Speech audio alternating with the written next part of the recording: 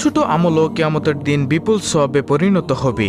তাই ছোট বড় কোনো আমল ও সৎ কাজকে অবহেলা করা উচিত নয়। তাহলে চলুন এক এক প্রত্যেকটি দোয়া ও জিকিরের কথা আপনাদের সামনে তুলে ধরি। প্রিয় দর্শক, কাজের ফাঁকে ফাঁকে অবসর সময় আপনি করতে পারবেন আজকের ভিডিওতে এমন 10টি জিকিরের মধ্যে সর্বপ্রথম জিকিরটি হলো আল্লাহুম্মা ইন্নী আসআলুকাল আফিয়া ফিদ দুনিয়া ওয়াল আখিরা। অর্থ হলো, হে আল্লাহ, তোমার কাছে আমি দুনিয়া ও আখিরাতের নিরাপত্তা ও সুস্থতা কামনা করছি। সুবহানাল্লাহ। প্রিয় দর্শক, দেখুন কত সুন্দর একটি জিকির। আল্লাহুম্মা ইন্নী আসআলুকাল আফিয়া ফিদ দুনিয়া ওয়াল আখিরা। হে আল্লাহ, তোমার কাছে আমি দুনিয়া ও আখিরাতের নিরাপত্তা ও সুস্থতা কামনা করছি। সুবহানাল্লাহ।